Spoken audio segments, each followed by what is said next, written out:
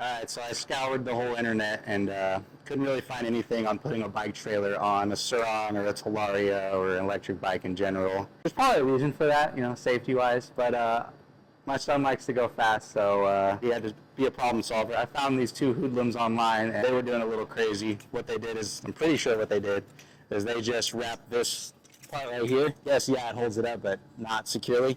And they wrapped it around this part of a Sur-Ron.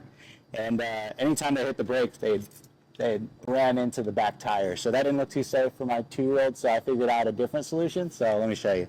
These trailers, they come with these easy little mount things, and you'll basically just plug it in, pop it in, and it's good to go. So it's nice when they're just stationary on the bike because you don't have to take the back tire off and do all that fun stuff. You look right here, the problem is stock, at least for the Talarias, I don't know if this is, there's a reason for this, but the Allen comes on the left side, and then the big nut comes on the right side. So if you look, you got the Allen here, and then on the right side, this little nut right here. So what we are going to do is we're going to flip these around. So first things first, you're going to take your 10 millimeter wrench. Sorry if I call things the wrong thing. I'm a little stupid. All right. So you want to loosen these bad boys, your chain tensioners, so that you can remove the wheel. I personally like to put things underneath the wheel so it takes all the weight off, so it's very easy to pull out. You're going to loosen this up. Loosen the chain tensioner so that this will move freely. All right. So pop that out.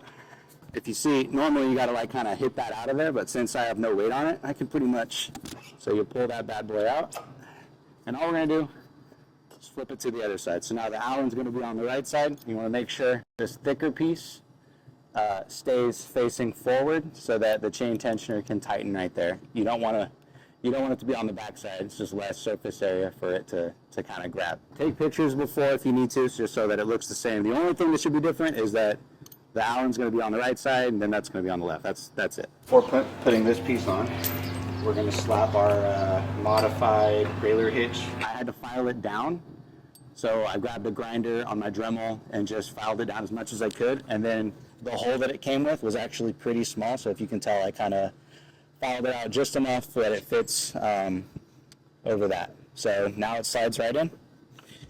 We're going to slap this on now on the right side, and we're just going to tighten.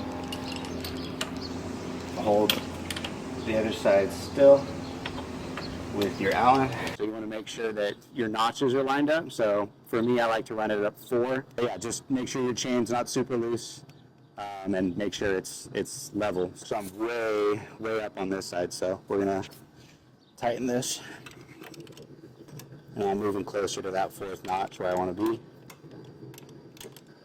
And we're gonna do the same thing on the other side. So now I'm gonna tighten things up. And you want it pretty dang tight, because you don't want your kid flying off, or friend, or whatever. Over here. So now if you look, that's tight, and then you've even got, 2 more threads sticking out, so it's pretty much not going anywhere. I like to go from the bottom. I just find it's easier, because there it goes. All right, strap that in. And now you've got this little, it's kind of like a backup plan in case this snaps or whatever. I like to loop it around this part, pull it as tight as you can, and sometimes there's not enough tension to get to that part, so you're going to whip that,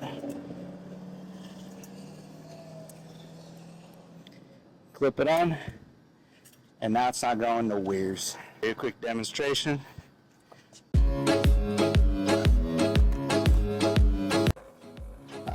Down slowly. You want to go fast? Fast. Mackie says. Fast. No, just come.